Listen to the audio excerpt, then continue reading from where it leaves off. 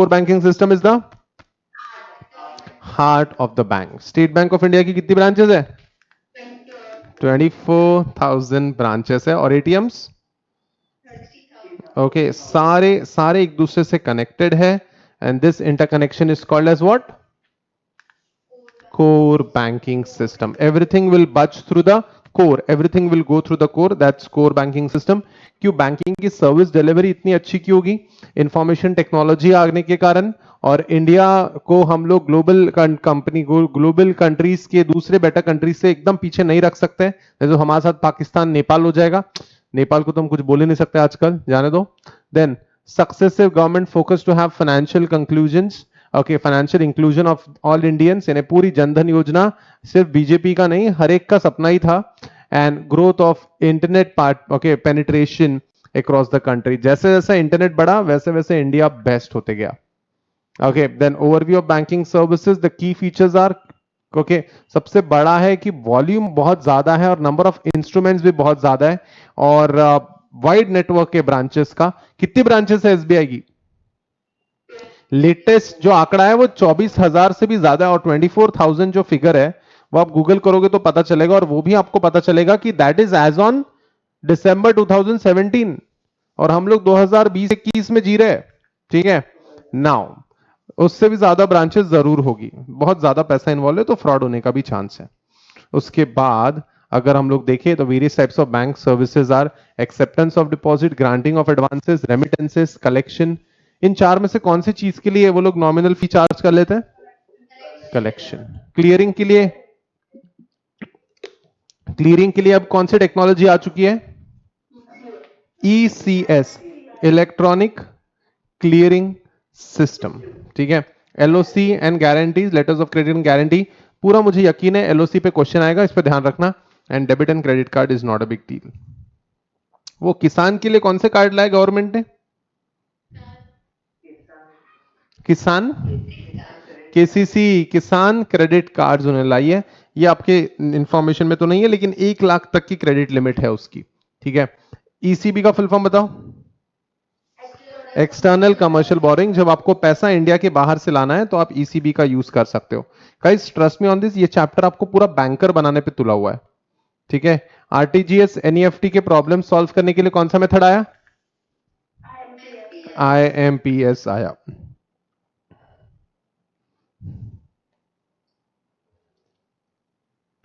Name me the examples of CBS. एक minute, I'll be specific with my question. Tell me the vendors of CBS. Infosys, Oracle, IBM, TCS. हाँ, and tell me the name of the softwares, the name of the products. Finacle, Fin1. Oracle का product का नाम क्या है? Oracle Flexcube. हाँ हाँ. और TCS का बैंक्स. एंड IBM का, उनको बोलो ए इधर आ, इधर आ. ठीक है. Key modules of CBS, we have backend applications and we have front-end applications and we have a central server. Client end कौन सा होगा? पक्का. और बाकी सारा बैक ऑफिस का काम ये सब वगैरह कहां होगा? ठीक है.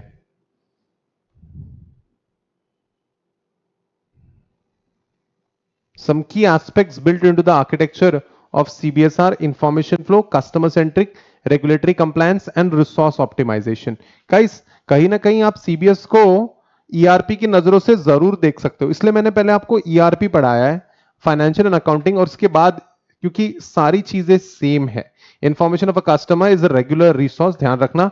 आर्किटेक्चर ऑफ सीबीएस में हमें ध्यान रखना है. और कोर फीचर्स ऑफ बैंकिंग, ये सारी चीजें हम लोग केटर कर चुके हैं. Now servers. ओहो, सर्वर की पूरी लिस्ट है मेरे पास. क्या आप बताना चाहेंगे कुछ कंसेप्ट्स के जवाब? ओए हेलो, बताना चाहोगे क्या? चलो मैं आपको पहले हिंट दे देता हूं. ठीक है.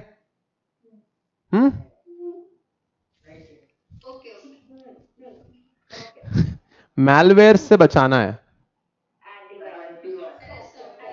आपने आवाज में घमंड देखा क्या? अबे एंटीवायरस सर्वर.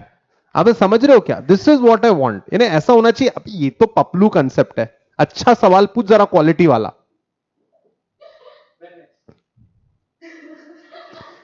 पासवर्ड्स पिन्स कहां स्टोर्ड रहते हैं? इंटरनेट बैंकिंग चैनल सब।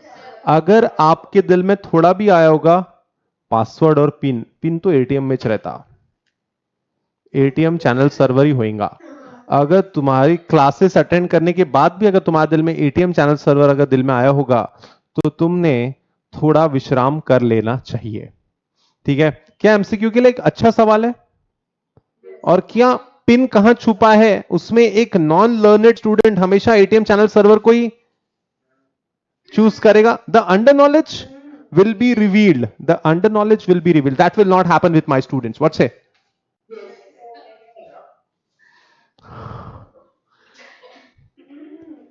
छुपा के रखा है,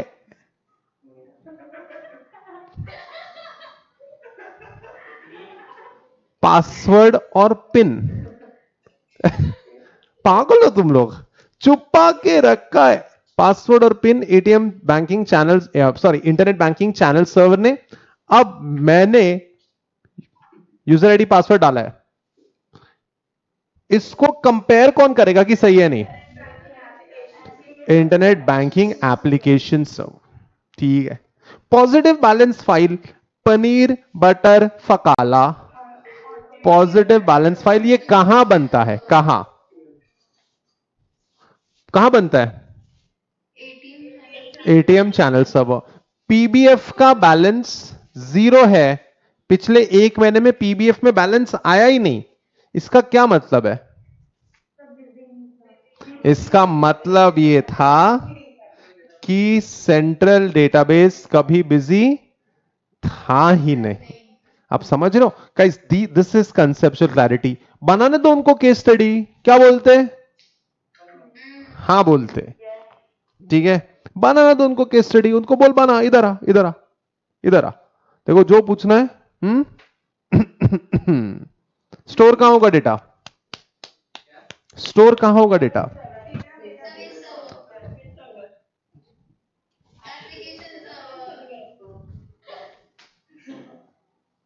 क्या बात है। और मुझे डायरेक्टली नहीं जाने देना, यहां वहां से घुसाऊंगा उसको। प्रॉक्सी सर्वर, वेब पेजेस तक पहुंचाने का काम। अभी तो बोल दो उनको कि नहीं रहने दो, यहां पे कौन सा इनडायरेक्ट नेटवर्क कनेक्शन डेवलप करना है, बीच में क्या आएगा? Proxy server. कोई नहीं रोक सकता रे तुमको, डरो मत। क्या कहते हो, कोई रोकेगा?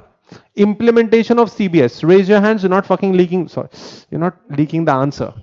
ठीक है, इंप्लीमेंटेशन ऑफ सीबीएस में what is the first and last step? Raise your hands, raise your hands.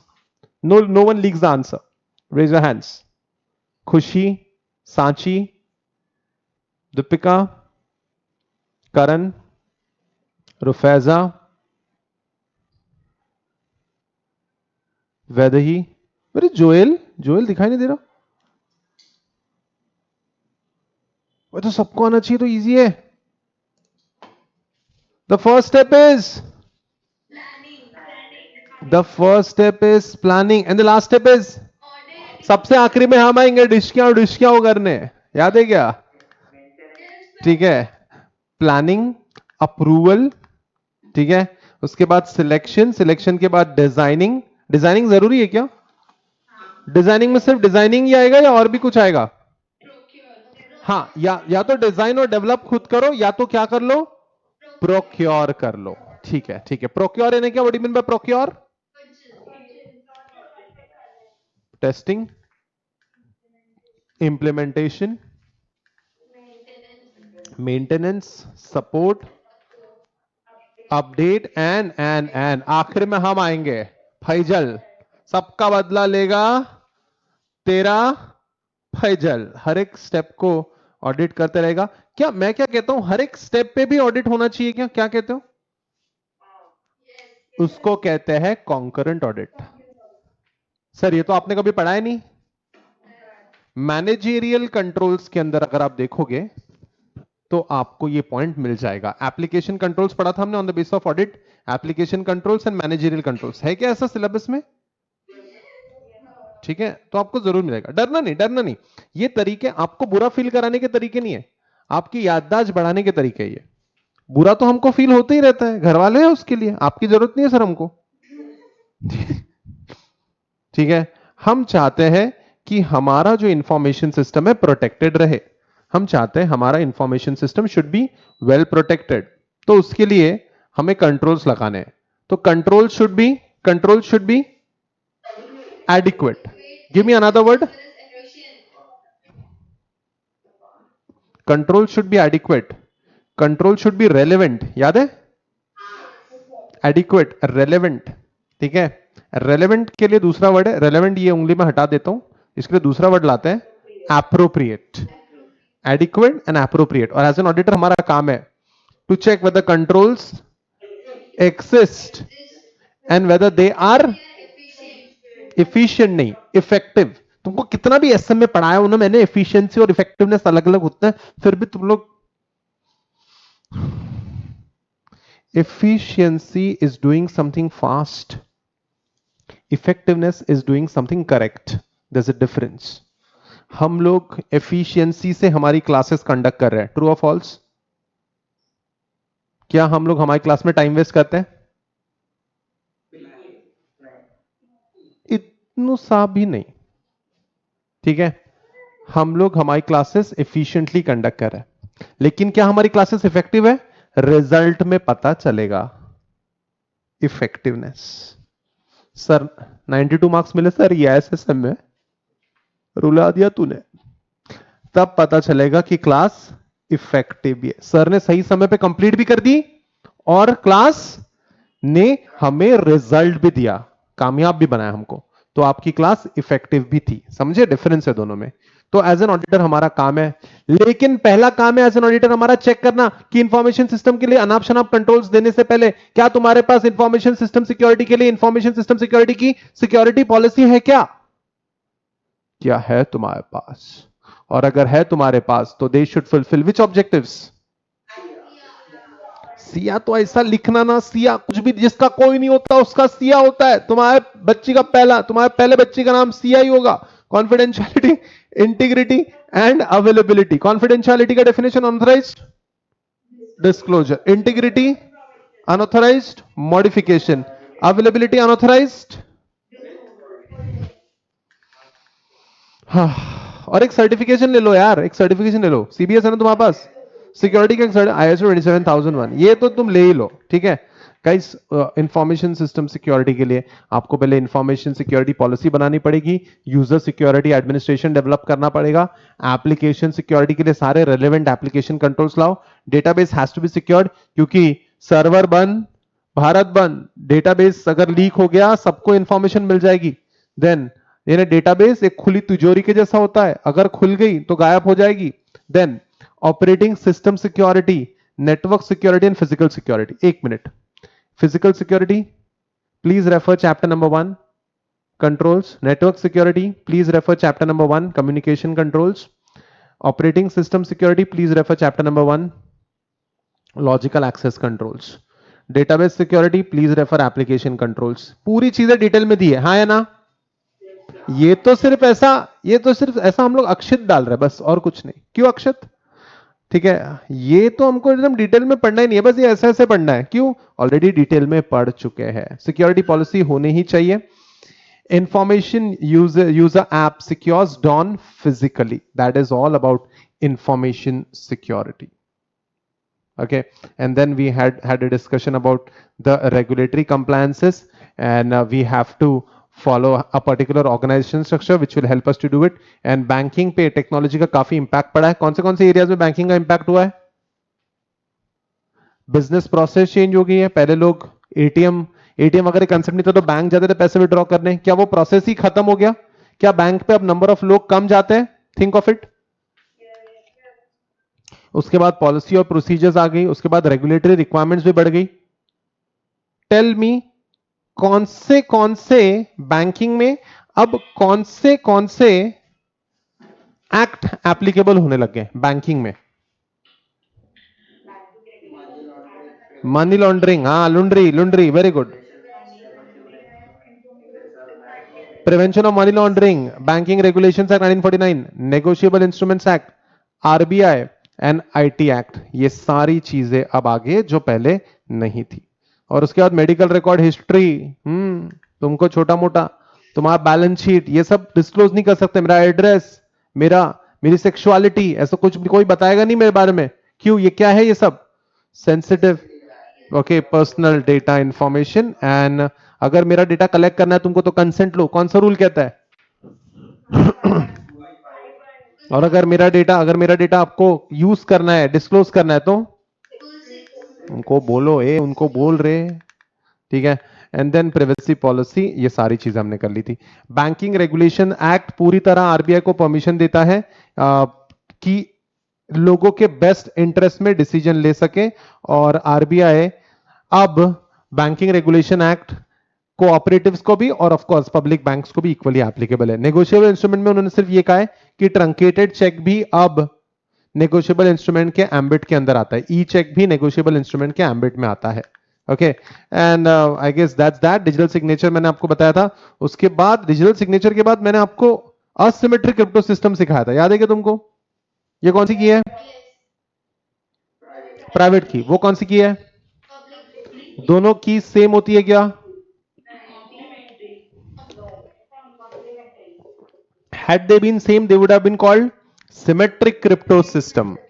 But because they are complementary to each other, they are mathematically related to each other, these key pair are a part of a symmetric crypto system. ठीक है. पीकेआई का full form क्या है? Public की infrastructure.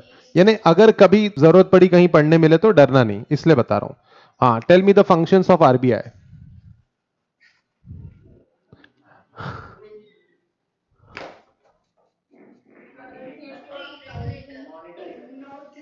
Note issue करना. ऐसा ऐसा मैं पानी लेके आऊंगा एग्जाम सेंटर पे और ऐसा करूंगा तुमको, ऐसा. Monetary authority, regulator and supervisor. ये monetary authority, regulator and supervisor है. ये तो हमको हमारे दिल में छप जाना चाहिए, तो अपने आप ही आना चाहिए ना. इंडिया की मॉनिटरी अथॉरिटी आरबीआई. ये नोट पे क्या लिखा रहता? कौन साइन करता नोट पे? सर ये कॉर्पोरेटर करता मेरे एरिया का, आजम शाह लेआउट का corporator Ganesh Shinde. Governor sign करता है नोट पे. Regulator and supervisor of financial system and issuer of currency. Okay, and guys, now we have to start about the internal control systems in banks. Okay, so internal control system in banks के अंदर पहले हमने internal controls देख लिया. दूसरा हमने क्या देखा बताओ? दूसरा हमने देखा आईटी कंट्रोल्स. तीसरा अभी हम लोग एप्लीकेशन सॉफ्टवेयर के पर्सपेक्टिव से देखते हैं. और चौथा इज कोर प्रोसेस. ठीक है, आ जाओ. एप्लीकेशन सॉफ्टवेयर के अंदर हमें चेक करना है configuration, masters, transactions and reports. ठीक है, चलो स्टार्ट करते हैं. ये सब क्या है धीरे धीरे समझाऊंगा. थोड़ा कुछ इंफॉर्मेशन मैंने बताया कि आपको ऑलरेडी. इसमें से कौन सा कंसेप्ट पढ़ चुके हैं हम लोग? थोड़ा सा मास्टर. ठीक है, ठीक है. Application software, whether it is high and CBS, ERP software और a simple accounting software, have primarily 4 gateways through which enterprise can control functioning, access and the use of various menus and functions of the software. These are configurations, masters, transaction and report. Okay guys, exactly क्या है? अगर जब मैं बात करता हूं configuration का, configuration इन्हें होता क्या है? दिमाग लगाओ जरा. कॉन्फ़िगरेशन इन्हें होता क्या है? What is your thought process about the word configuration? आराम से, कोई सही गलत आंसर नहीं रहेगा इसका. No clue. Sorry, configuration is finding out. No, I'm so sorry. Anything else? अच्छा, एक बात बताओ. ये नया जब मोबाइल लेते हो तो उसमें कोई सेटिंग करते हो क्या? वॉलपेपर अरेंज करना, ठीक है, सेटिंग्स करना, टाइम जोन सेट करना. इंडिया, कंट्री इंडिया, क्या करते हो ऐसा? नहीं, मैं पूछ रहा हूं. या फिर वो जैसा आया, जो वॉलपेपर पहले दिन था वही वॉलपेपर मरते दम तक रहता है, तुम्हारे जैसे पापा का फोन का होता है वैसे आखिरी दिन तक वही वॉलपेपर। कि क्या हम लोग सेटिंग में चेंज करते हैं? कॉन्फ़िगरेशन इन सिस्टम को अपने हिसाब से सेट करना। कॉन्फ़िगरेशन इन सिस्टम को अपने हिसाब से सेट करना। तुमको कौन सा फॉर्मेट अच्छा लगता है, DD MM Y Y Y Y या फिर MM DD DD Y Y Y Y, या Y Y Y Y DD DD MM M, क्या अच्छा लगता है तुमको? पहला वाला सर, याद नहीं आ रहा कौन सा बोला था, लेकिन पहला वाला। What I am trying to tell you, ये आपने क्या किया, सेट किया। करेंसी कौन सी अच्छी लगती है तुमको?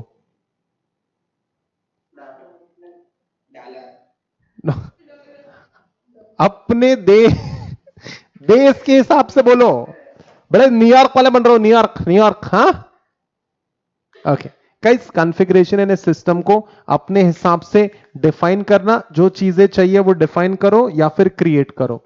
ठीक है, टैली में, टैली का एग्जांपल देता हूं क्योंकि आप ये कर लोगे। तो अगर कोई नई कंपनी ओपन करना है तो उसकी जनरल सेटिंग्स, उसके न्यूमेरिक सिंबल्स, उसके इन्वेंट्री के टाइप्स क्या है, वाउचर एंट्री कैसे होगी, इनवॉइस और ऑर्डर एंट्री कैसे होगी, पेरोल का कॉन्फ़िगरेशन करो, बैंकिंग का कॉन्फ़िगरेशन करो, ठीक है, डेटा को कॉन्फ़िगरेशन करो, एडवांस कॉन्फ़िगरेशन, यानी सिस्टम को रेडी करना है हमने।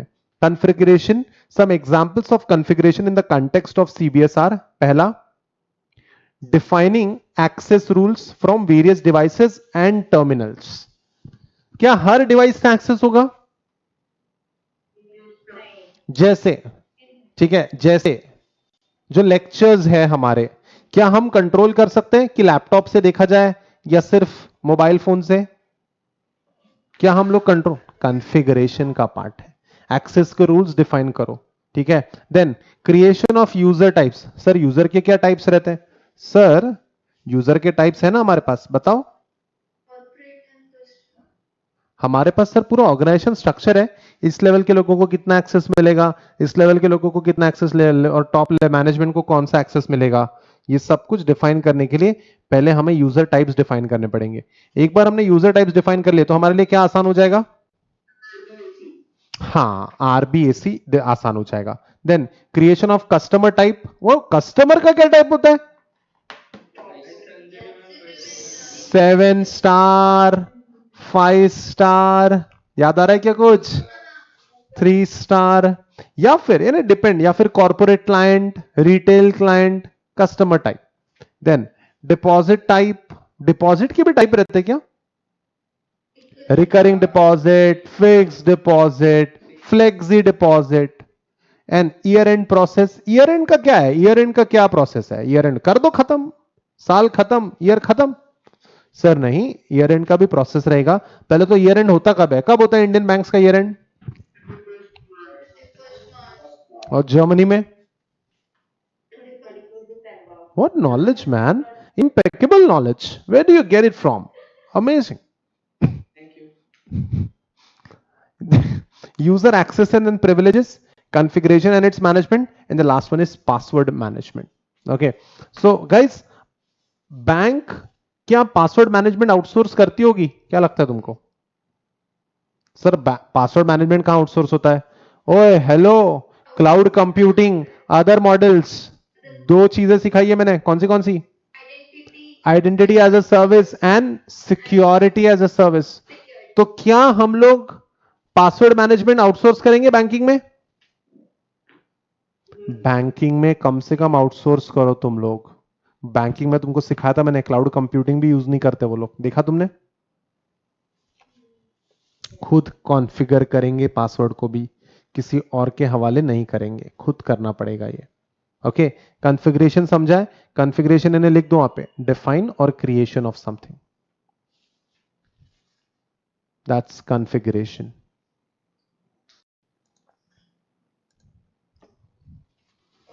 ओके, सो गाइस, अगर हम लोग देखें एप्लीकेशन सॉफ्टवेयर के अंदर, जो तुम्हारा कोर बैंकिंग सिस्टम के लिए जो भी तुम्हारा सॉफ्टवेयर रेडी हुआ है, अब उसमें अपने पैरामीटर्स के हिसाब से चीजें डिफाइन करो, क्रिएट करो, and that is nothing else but the configuration. That is nothing else but the configuration. Configuration के अंदर defining access rules, defining user types, customer type, deposit type, यानी आपके सारे प्रोडक्ट्स को डिफाइन कर लो वहां पे। Access and privileges and password management. दूसरा है मास्टर डेटा। हमने कस्टमर टाइप डिफाइन कर दिया है, हमने कस्टमर टाइप डिफाइन किया है। कस्टमर का नाम डाले हो क्या? हमने कस्टमर का नाम डाले अब तक सिस्टम में? क्या सिस्टम में फीड करना पड़ेगा कस्टमर का नाम? मास्टर्स, ठीक है। हमारा अकाउंटिंग मास्टर, हमारा इन्वेंट्री मास्टर, हमारा पेरोल मास्टर, हमारा स्टैट्यूटरी मास्टर।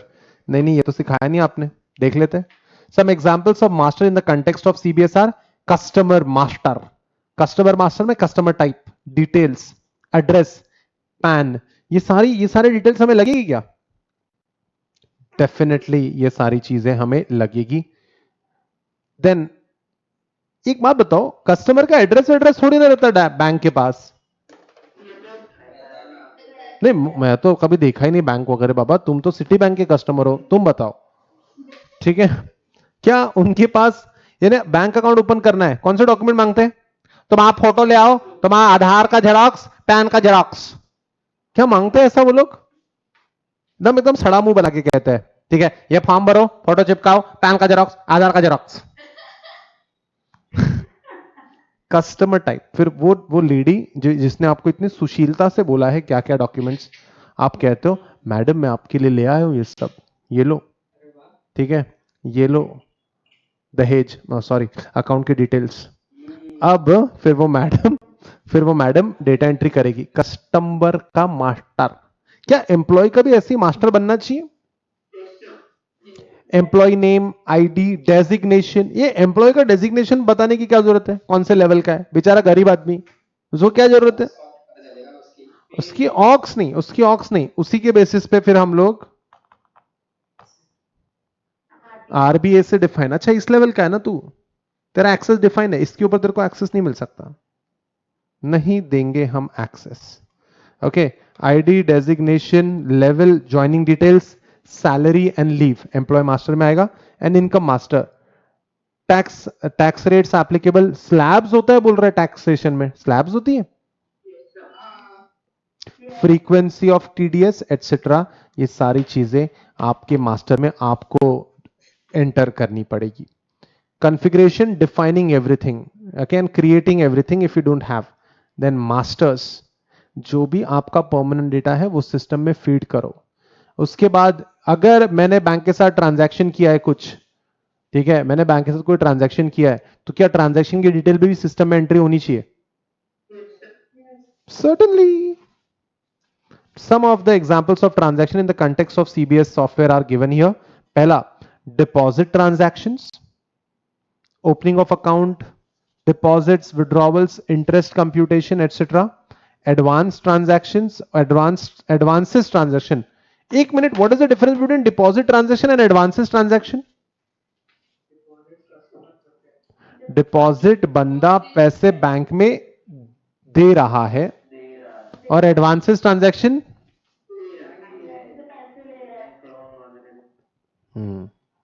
बैंक का मेन धंधा क्या है? इस हाथ ले और उस हाथ दे।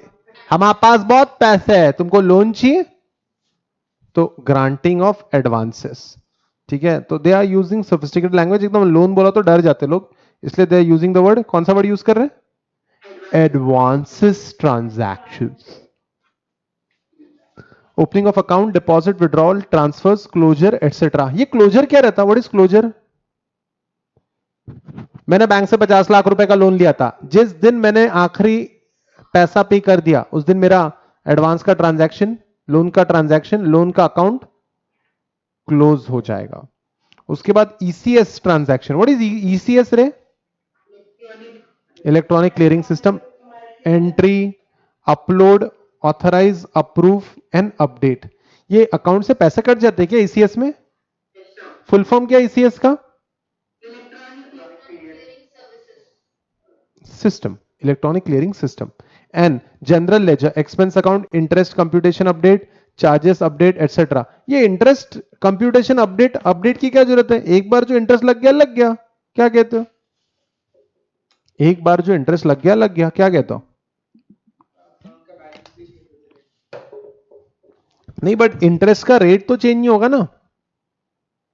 सर सर आपको अगर पता होगा कि आरबीआई बार बार हमेशा depending on the economic situation SLR, CRR, bank rate, repo, reverse repo, ये सब चेंज करता है, उसका इंपैक्ट बैंक्स भी आपको कम या ज्यादा अमाउंट का इंटरेस्ट चार्ज कर सकता है, तो आपको अपडेट करना पड़ता है।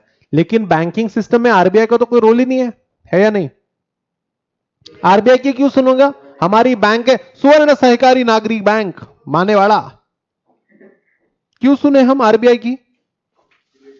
Regulatory authority. आगे expense, interest and charge updates etcetera. Okay guys, तो एप्लीकेशन सॉफ्टवेयर के अंदर चार चीजें। पहली कॉन्फ़िगरेशन, क्या कॉन्फ़िगरेशन क्लियर है? डिफाइन करो आपके प्रोडक्ट्स कौन से। हर बैंक के पास हर प्रोडक्ट रहता है, ट्रू और फॉल्स? फॉल्स। मास्टर्स जो आपके एम्प्लॉय के नाम है, आपके स्टैट्यूटरी मास्टर्स है, इन्वेंट्री मास्टर्स है, आपके कस्टमर्स के मास्टर्स है, उसके बाद जो भी ट्रांजैक्शंस आपके बैंक के साथ हो रहा है, और फिर क्या बैंक अपना बिजनेस सही तरीके से कर रही है? अच्छा, बैंक डूबती है क्या? कभी कभी बैंक डूबती है क्या? कोई लेटेस्ट नाम बताओ जिसमें बैंक ने बहुत रेस्क्यू, आरबीआई ने रेस्क्यू करना पड़ा तब कहीं जाके। Yes Bank, very nice. ठीक है, इसलिए आपको summarise report, daily report, EOD report आपको बार बार देनी पड़ेगी, उसके लिए भी आपके पास एप्लीकेशन सॉफ्टवेयर में एक इंपॉर्टेंट पार्ट होना चाहिए। User at different levels use different information in different forms of report, standard और ad hoc reports which are periodically generated or on demand. These reports could be used for monitoring the operations and also for tracking the performance or security. CBS software has extensive reporting feature with standard reports and options to generate ad hoc reports as required by the user of the bank. Some examples of report are as follows. पहला, summary of transactions of day. Then daily general ledger of the day, activity logging and reviewing. Activity logging and reviewing, ये reviewing क्यों important है? Why is reviewing important? सिर्फ log बनाओगे और उस पर कोई चेक नहीं करेगा तो फायदा नहीं होगा, ठीक है। And MIS report for each product and service. Oh my dogs, MIS report से हमको क्या उम्मीद होती है? इनसाइट्स मिलती है for MDA, management discussion and analysis. अरे लेकिन सर वो तो आपने फाइनेंशियल और अकाउंटिंग सिस्टम ईआरपी वाले चैप्टर में सिखाया था, कोर बैंकिंग सिस्टम तो अलग है, बिजनेस अलग है, लेकिन at the end of the day business के लिए ही ये रिपोर्ट्स होती है। क्या बैंक्स को अपना रेवेन्यू इंक्रीज करने का, क्या बैंक को भी अपना बिजनेस या अपने रेवेन्यूज बढ़ाने की कोई जल्दी होगी या कोई जरूरत नहीं है बैंक्स को अपना अपना रेवेन्यू बढ़ाने की? गाइस, सबको अपना रेवेन्यू बढ़ाना है, सबके पास टारगेट्स होते हैं, there are no free meals. MIS report, then MIS covering performance and compliance and reports of exceptions. Exceptional report यानी क्या? यानी कुछ कुछ जो अकाउंट है जिसमें कुछ अजीब हरकत हो रही है, ओवरड्रॉ हुआ है, या ये 6 महीने से पैसे नहीं दे रहा है, या ऐसा कुछ, ये सारी चीजें एक्सेप्शन रिपोर्ट कहते हैं उसको। उसके बाद sample listing of risk and control with in application software. Risk और कंट्रोल, ये रिस्क और IT control, do they have any relation? क्या कहते हो? रिस्क के अगेंस्ट कंट्रोल काम क्या करते हैं बताओ? रिस्क के अगेंस्ट कंट्रोल कैसा काम करते हैं?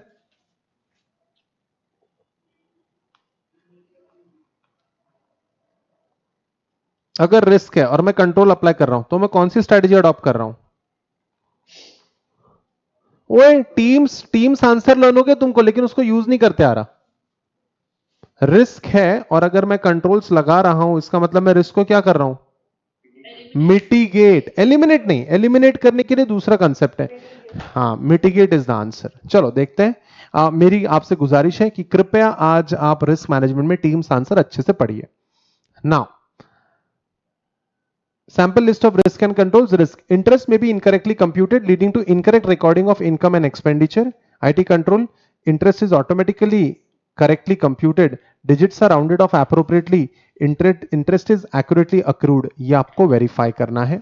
Then next, absence of appropriate system validations may result in Violation of business rule.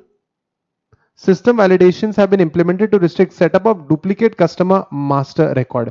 यानी एक पैन के नाम पे या एक नाम के कस्टमर के मल्टीपल अकाउंट्स नहीं बनने चाहिए. सो एब्सेंस ऑफ एप्रोप्रिएट अगर सिस्टम वैलिडेशन है तो आप वैलिडेशन चेक हमेशा सिस्टम में रखो. गाइस वैलिडेशन कंट्रोल मैंने आपको कहीं पढ़ा है क्या? वैलिडेशन कंट्रोल्स कहां पढ़ा है? Input control. यानी जब भी किसी सेम नाम और सेम पैन अगर एक साथ डाला जा रहा है तो सिस्टम ने एक्सेप्ट करना चाहिए क्या? फील्ड इंटरोगेशन करेगा सिस्टम. याद आ रहा है क्या कुछ? सिस्टम ने फील्ड इंटरोगेशन करना चाहिए. यार ये नाम तो पहले भी आया और ये पैन रिपीट हुआ. पैन तो रिपीट ही नहीं हो सकता. चल नाम रिपीट हो गया समझ गया मैं, लेकिन क्या पैन रिपीट हो सकता है? Inappropriate reversal of charges resulting in loss of revenue. ठीक है, यानी कोई बंदा किसी के चार्जेस ही रिवर्स कर रहा है इंटरेस्ट के, क्या ऐसा होने देंगे क्या? ठीक है, मेरे मेरे लगभग 15% स्टूडेंट्स बैंकिंग इंडस्ट्री में जॉब करते हैं. तो क्या मेरे स्टूडेंट्स मेरे लिए इतना करेंगे क्या? यार इस साल का पूरा रिवर्स कर दे, कोरोना वाला साल था यार, कुछ कमाई नहीं हुई. तो हो सकता है इमोशनल स्टूडेंट्स कर भी दे, लेकिन सिस्टम ने अलाउ नहीं करना चाहिए. Control system does not permit reversal of charges in excess of original amount charged. And inappropriate security or control source system parameters resulting in unauthorized or incorrect changes to the settings. अच्छा एक minute, मुझे system की setting change करना है. मुझे system की setting change करना है. ठीक है, आराम से सोच के बताओ. सुनो तो मेरी बात, मुझे सिस्टम की सेटिंग चेंज करना है. ठीक है, तो इसमें से कहां चेंजेस करने पड़ेंगे मुझे?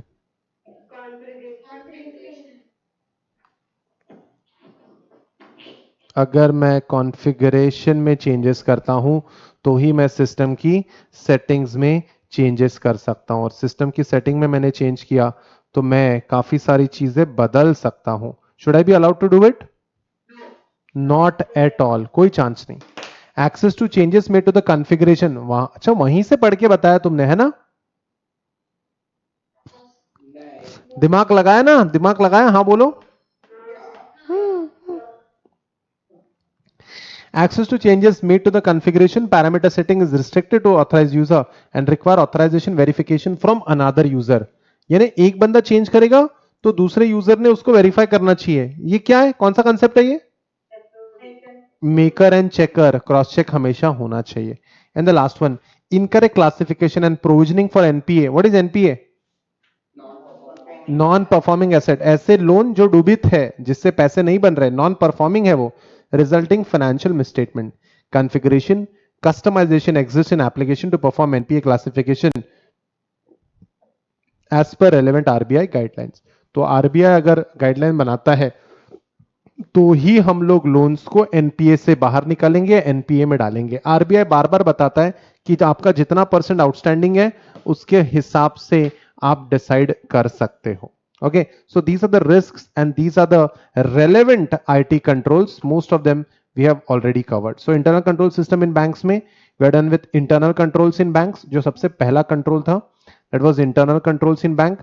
जो दूसरा कंट्रोल था वो था IT controls in bank. जो तीसरी चीज हमने करी थी, अभी जो हमने करी है एप्लीकेशन सॉफ्टवेयर. एप्लीकेशन सॉफ्टवेयर में कौन से 4 एरियाज है जहां पे ध्यान दिया हमने? Configuration, transaction, report. ठीक है, and last one core business process. We shall do it now.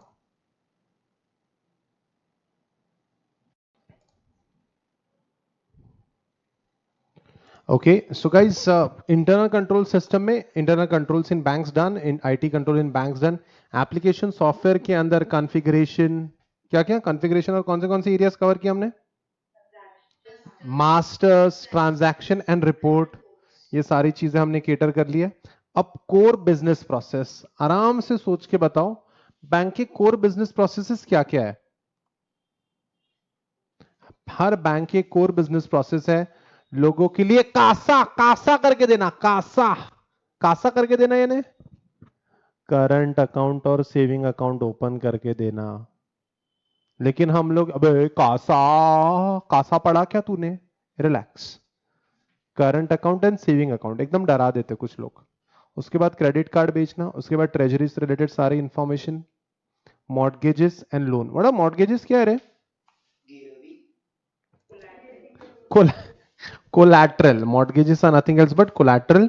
So guys ये सारी उनकी बिजनेस प्रोसेसेस है। Let's start it one by one. ये बिजनेस प्रोसेस कैसे होता है? यानी किसी का अगर बैंक अकाउंट ओपन करना है, करंट अकाउंट ओपन करना है, सेविंग अकाउंट ओपन करना है, हाँ तो कर लो ना, कर लो, ये लो मेरा फोटो ले लो, कर लो। क्या ऐसा अकाउंट होगा ओपन बैंक में? क्या लगता है तुमको? या फिर क्या उसके लिए कुछ प्रोसेसेस और क्या उसके लिए कंट्रोल रहेगा? ये बैंक के कोर प्रोसेसेस है। लेट्स चेक आउट कैसे कैसे करते हैं बैंक्स। ठीक है, this is the fourth control. ठीक है, internal control in bank, IT controls in banks, application software and core business process. हम लोग कोर बिजनेस प्रोसेस चौथा पार्ट पढ़ रहे हैं। Banks carry out variety of functions across the broad spectrum of products offered by them.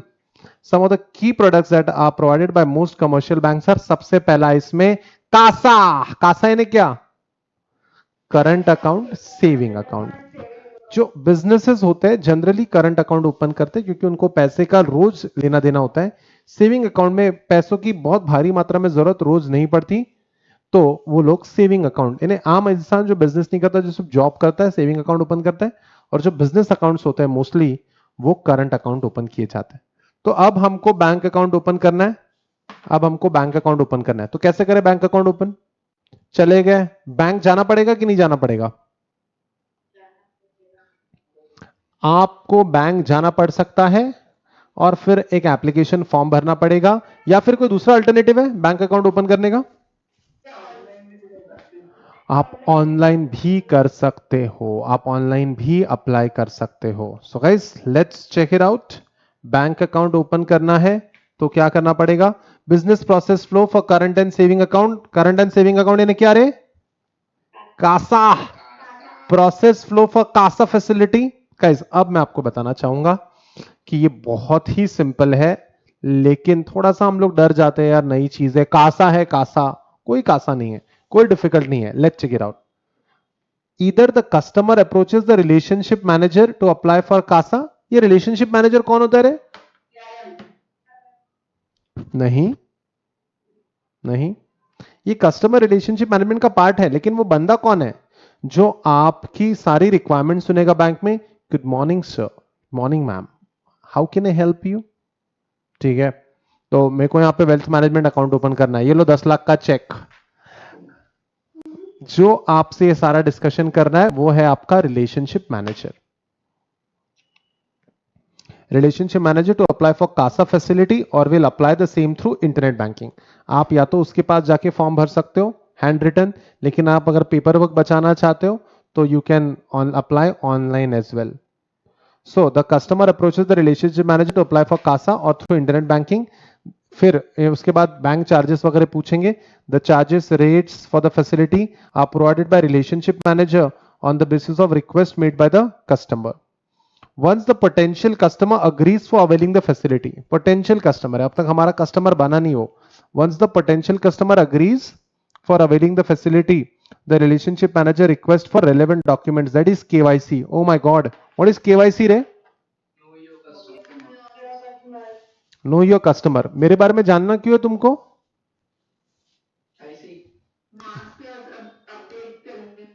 Hmm, KYC से masters update करेंगे, not bad. Credit score check करेंगे और कुछ क्रॉस सेलिंग करेंगे आपको। और क्यों मेरे बारे में जानना है तुमको? ऑथेंटिकेशन के लिए। और बताओ, take your time, you are my chartered accountant यार। तुम लोग कोई पोटेंशियल चार्टर्ड अकाउंटेंट थोड़ी हो, तुम तो हो चार्टर्ड अकाउंटेंट मेरे, मैंने तो मान ही लिया है मन ही मन में। हम्म बोलो, केवाईसी क्यों चाहिए तुमको मेरा? फोटो ले, नाम ले, खत्म। ये केवाईसी में डॉक्यूमेंट्स मंगाते क्या हो? कौन से डॉक्यूमेंट? आधार लेके आ, अपना आधार लेके आ, अपना पैन लेके आ, अपना, और क्या है? Electricity bill, electricity bill, electricity bill मंगाते स्टेट बैंक वाले। कौन सा बिल? इलेक्ट्रिसिटी। ऑडिट ट्रेल करने के लिए, ठीक है, पहुंच रहे हो तुम सही जगह। अब एक बात बताओ मुझे, क्या मैं किसी और के नाम पे अकाउंट ओपन करके क्या उस अकाउंट को मिसयूज कर सकता हूं? फिर तो मेरे लिए ये प्रोसेस करना बहुत आसान हो जाएगा।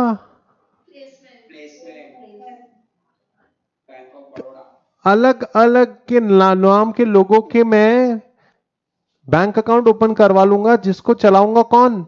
मैं। और मैं फिर इसको यूज करूंगा मनी लॉन्ड्रिंग में, सॉरी लॉन्ड्रिंग में, ठीक है। और जब बैंक को ध्यान में आएगा मनी लॉन्ड्रिंग के लिए बैंक अकाउंट यूज हो रहा है, और फिर ढूंढेंगे कैसे उसको? फोटो से ढूंढोगे, ये देखा क्या, इसको इसको देखा क्या? हम्म, आप समझ रहे हो? KYC has been a mandatory requirement because of money laundering act 2002। I am so sorry, मैंने आपको मनी लॉन्ड्रिंग ज्यादा नहीं पढ़ा पाया, आपके कोर्स में नहीं है। I will teach you this in CA final, ठीक है। चलो देखते हैं। Once the potential customer agrees for availing the products और facilities of the bank, the relationship manager requests for the relevant document, KYC and other relevant documents to the customer depending upon the facility or product. KYC is the process by which banks obtain information about the identity, address of the customer. KYC documents can be passport, driving license, etc.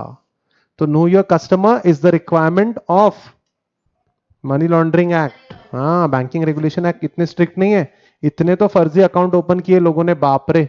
चाहे शक्ल match नहीं होती थी account के, लेकिन account खोल दिया। KYC याद रखना।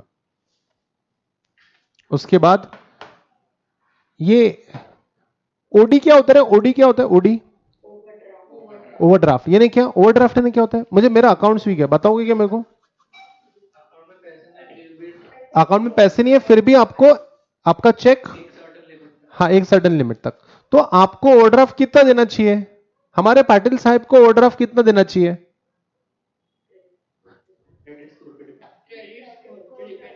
ठीक है, आपके वो नेटवर्थ पे डिपेंड करेगा।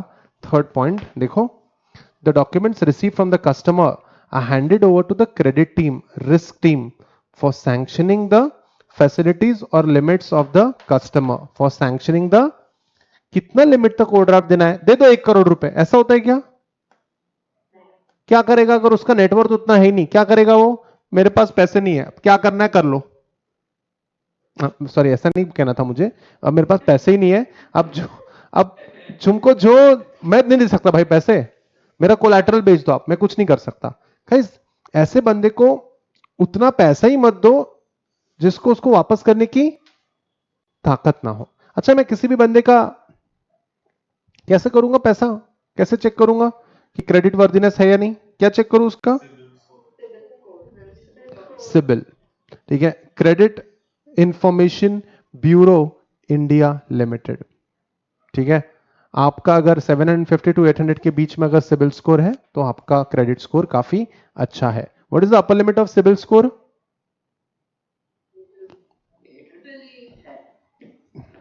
अगर 800 होता आंसर तो मैं यहां दिखाता, ठीक है। आपको कैसे हो रहे तुम लोग, मुझे इतना भी नहीं जानते तुम कि मैं फंसा रहा हूं तुमको। आपका ये असाइनमेंट है आज का, ठीक है, और कल इस पर और डिस्कस करेंगे एक बार। सिबिल का फुल फॉर्म लिख लिया होगा तुमने, I hope. Credit team verifies the document, assess the financial and credit worthiness of the borrowers, and update facilities in the customer account. Current account saving along with the facilities requested are provided to the customer for daily functioning. और customer को और भी सारी facilities मिलती है, customer को और भी सारी फैसिलिटीज मिलती है, जैसे next page, customers can avail facilities like cheque deposits, withdrawal, cash deposit withdrawal, RTGS, NEFT, ECS, and overdraft fund transfer services provided by the bank. I don't think RTGS, NEFT, ECS, OD तो तुमको ही आता है। ये सब हमने detail में already discuss किया, तो हमारे लिए आसान हो जाता है। और ये सब होने के बाद आपका अकाउंट हो गया अब रेडी यूज करने के लिए। ओके, अब हम लोग इसका प्रोसेस हमेशा के जैसा देख लेते हैं। Okay, are you ready? काफी आसान है, इसमें कुछ भी डिफिकल्ट नहीं है। उसमें सिर्फ एक ही वर्ड खतरनाक है, कौन सा? कासा। कासा का फुल फॉर्म क्या है? Customer applies for the CASA facility through internet banking और ब्रांच। ब्रांच में कैसा करेंगे? जाना पड़ेगा, हाँ जाना पड़ेगा, ऑनलाइन जाओ। फिर customer ensures that e-KYC documents are updated and applied. What is e-KYC? क्या बात है, लोगों को पूरा आंसर आ रहा है। Electronic KYC, very good. RM, ठीक है, basis the customer request, ठीक है, and relationship manager sends the customer request for the CASA application along with the facilities requested for processing. फिर ये सारे डॉक्यूमेंट जाएंगे, KYC documents of the applicant are signed by the customer and shared okay to the bank.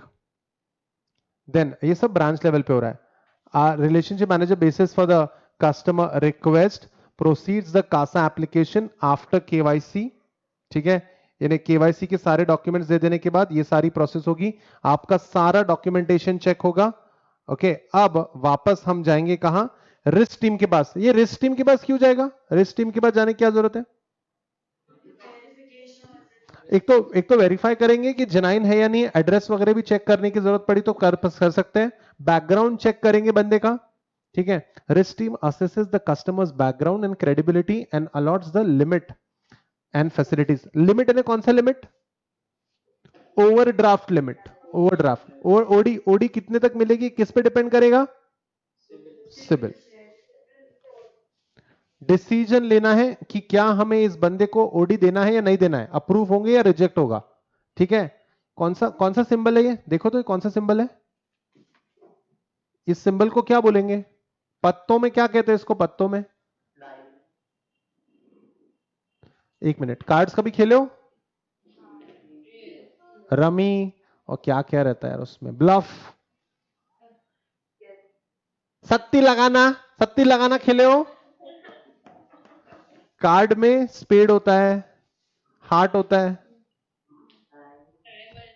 Diamond, हाँ इसको कहते हैं diamond, इसको diamond कहते हैं, डायमंड। डिसीजन लेना है कि क्या बंदे को सीसी लिमिट देनी है या नहीं देनी है, ये पता एक देनी है नहीं देनी है, डिसीजन लेने के लिए कौन सा शेप यूज किया है? डायमंड। अगर क्रेडिट वर्दी नहीं है रिजेक्ट हो जाएगा, और अगर क्रेडिट वर्दी है तो अप्रूव हो जाएगा, ठीक है। And this is how it is applicable. Application reject, end of the story. अगर अप्रूव हो गया, एप्लीकेशन अप्रूव हो गया, तो फिर CASA account will be confirmed. On confirmation of the risk team, CASA account is opened in the customer account. ठीक है, customer makes use of the facilities allotted with his CASA account. Okay, basis the risk approval, and that is how the complete process works. चार अलग अलग stages में काम हो रहा है। पहला स्टेज है कस्टमर अप्लाई करेगा, फिर वो एप्लीकेशन ब्रांच जाएगी रिलेशनशिप मैनेजर के थ्रू, ब्रांच के बाद वो क्रेडिट रिस्क और मैनेजमेंट अप्रूवल के पास जाएगा, ठीक है। और फिर आप अगर सब कुछ सही है तो फिर आपका कासा अकाउंट ओपन हो जाएगा। क्या ये डिफिकल्ट था? No, it was easy. यानी जो हमने यहां पे थ्योरेटिकली स्टेप्स में पढ़ा है, उन्होंने एक जबरदस्त सोफिस्टिकेटेड डायग्राम में हमको सिखाया है, सिंपल। चलो रिस्क एंड कंट्रोल्स देख लेते हैं, इजी है। Risk and controls around CASA process. Credit line setup is unauthorized and not in line with bank's policy, ठीक है। The credit committee checks that the financial ratios, the net worth and the risk factors and its corresponding mitigating factors, the credit line offered and credit amount etc is in line with the credit risk policy and the client can be given the credit line. Check करो कि क्या हम लोग सारे check करके ही इस बंदे को क्रेडिट लिमिट देते हैं। बिना चेक करे क्रेडिट लिमिट दे दिया तो क्या हो जाएगा? डिफॉल्ट होने का चांस है, आपके पैसे फंसने का चांस है। एसेट, आपने जो लोन दिया हुआ एसेट है ना, आपके लिए बैंक के लिए लोन जो दिया हुआ है वो एसेट है, ट्रू और फॉल्स? आपने जो लोन दिया है वो it is not a good asset, non performing asset है। Then credit line setup in CBS is unauthorised and not in line with the bank's policy. Access rights to authorize the credit limit in case of account setup system should be restricted to authorized personnel. Guys, कौन कौन किसको कितनी credit limit देगा? Relationship manager के हाथ में रहेगा क्या कि आपको, चलो आपको 50 लाख लिमिट दे दी, क्या रिलेशनशिप मैनेजर के हाथ में रहेगा? कौन डिसाइड करेगा कि कितनी लिमिट मिलेगी? सॉरी, ब्रांच मैनेजर तो हाँ, ब्रांच मैनेजर तो डिसाइड कर सकता है क्योंकि रिस्क तो उसी का आखिर में, लेकिन असलियत कौन बताएगा बंदे की? Credit committee, risk team, credit committee. यार क्रेडिट वाले डिसाइड करेंगे कि इसको कितना लिमिट देना चाहिए। Then inaccurate interest charge being calculated in CBS, गलत इंटरेस्ट निकल रहा है या फिर इनएक्यूरेट चार्ज निकल रहा है, तो interest on fund based facilities is automatically calculated in CBS as per defined rules. Check करो, आप सिस्टम का सोर्स कोड चेक करो कि कोई गलत तो नहीं हो रहा है। भाई सोर्स कोड के साथ अगर कोई टैंपरिंग करता है तो पॉसिबल है क्या कि सोर्स कोड क्या टैंपरिंग हो? कौन से सेक्शन के अंदर पेनल्टी लगेगी? किसी ने तो भी छक्के पे छक्का बोला ए। The answer is section 65, tampering of source documents. हो सकता है लॉजिक चेंज कर सकते लोग, चेक करो कि सारा कैलकुलेशन सही तरीके से हो रहा है या नहीं। पीरियोडिकली आपको यह भी चेक करना है। क्यों लोग लॉजिक चेंज नहीं कर सकते क्या सॉफ्टवेयर का? बिल्कुल कर सकते हैं। ठीक है, राउंडिंग डाउन किया था ना लोगों ने, ट्रैपडोर किया था ना लोगों ने, गड़बड़ करते लोग। Then unauthorised personnel approving CASA transaction in CBS. Unauthorised personnel यानी एम्प्लॉय, गलत एम्प्लॉय अगर ट्रांजैक्शन को क्वालिफाई कर रहा है तो फिर नहीं चलेगा ऐसा। उसके लिए क्या है? Segregation of duties. कई सेग्रीगेशन ऑफ ड्यूटीज से क्या पता चलेगा? सर किसी और ने गलत काम किया है तो दूसरे बंदे ने उसको क्या करना चाहिए? Cross check. Segregation of duties to be maintained between the initiator and authorizer of the transaction for processing transaction in core banking system. Okay, so guys, that's all about CASA. That's all about CASA. So this was all about CASA. To be honest, CASA में ज्यादा risk नहीं है। क्यों? OD बहुत limited रहता है और saving account में तो ओडी मिलता ही नहीं है। तो सिर्फ थोड़ा बहुत जो चांस है वो है कि आपके करंट अकाउंट में ओवरड्राफ्ट की लिमिट ज्यादा हो जाए। एक और चांस है, कासा में सबसे बड़ा रिस्क यही है कि जो आदमी एग्जिस्टेंस में नहीं है उसके नाम पे अकाउंट ओपन हो जाए। ये कौन करेगा और किसके लिए किया जाएगा ये काम? बेनिफिशियल ओनर करेगा मनी लॉन्ड्रिंग के लिए। बेनिफिशियल ओनर करेगा मनी लॉन्ड्रिंग के लिए। जिसका अकाउंट ही नहीं है यार, तुम जिसका नाम ही नहीं है, उस नाम का बंदा एग्जिस्ट नहीं करता और तुमने उसको कासा फैसिलिटी दे रखा है, बैंक ने अकाउंट ओपन कर दी, अंधे हो का? गाइस आपको डॉक्यूमेंट्स वेरीफाई करने के बाद ही आपका अकाउंट ओपन होगा। कौन सा कंसेप्ट? कौन सा कंसेप्ट? केवाईसी। और अगर मैं घर से फोटो खींच के अपलोड कर रहा हूं, स्मार्ट स्टूडेंट्स, ई केवाईसी। अच्छा ये इस बंदे की इतनी ताकत है या नहीं? इस बंदे की इतनी हम्म हम्म हम्म इसके फाइनेंशियल रेशियो, इसका नेटवर्थ, इसका हिस्ट्री कौन सी टीम चेक करेगी? रिस्क टीम चेक करेगी, क्रेडिट टीम चेक करेगी। याद है, रिस्क टीम चेक करेगी, क्रेडिट टीम चेक करेगी। ठीक है, और सारे डॉक्यूमेंट सही सही है उसके बाद ही कासा की फैसिलिटी दी जाएगी। अगर मैं ब्रांच विजिट करता हूं, अगर मैं ब्रांच विजिट करता हूं तो सबसे पहले मैं किसको मिलूंगा? बड़ा रिलेशन रिलेशन बोल रहे हो? हाँ, किससे मिलूंगा मैं पहले? Relationship manager. ठीक है, और फिर वो रिलेशनशिप मैनेजर मुझे क्या करेगी? अबे क्या हो तुम लोग, एप्लीकेशन फॉर्म देगी वो मुझे, लेकिन मुझे लोगों से मिलना पसंद नहीं बिल्कुल। मैं एकदम क्वारंटीन में पड़ा बला हूं। ठीक है, तो क्या कर, यानी मैं जब लोगों से मिलता हूं तो मुझे घबराहट होती है। ठीक है, तो ठीक है गाइस, आप ऑनलाइन भी ये सब काम कर सकते हो। बस ये है कि रिस्क ये है कि आप क्रेडिट लाइन सेटअप के बाहर जाने का चांस है, तो पूरे रिस्क फैक्टर्स चेक करके ही क्रेडिट टीम अलाउ करनी चाहिए। दूसरा, गलत इंसानों ने क्रेडिट लिमिट रेज करके नहीं देनी चाहिए। तीसरा, इंटरेस्ट कैलकुलेशन, बैंक चार्जेस सही कैलकुलेट करो, हमारे लिए भी इंपॉर्टेंट है और वो कस्टमर के लिए भी इंपॉर्टेंट है। तुमने ज्यादा पैसे उससे चार्ज कर लिए तो बैंक का नाम खराब हो जाएगा। You have to take care of that. और किसी को भी कोई भी काम रोल बेस्ड एक्सेस कंट्रोल के बेसिस पे ही काम करवाना है आपने। Okay, so that's CASA. To be honest, CASA का हवा ज्यादा है, कंसेप्ट में कोई तक की खास बात है नहीं।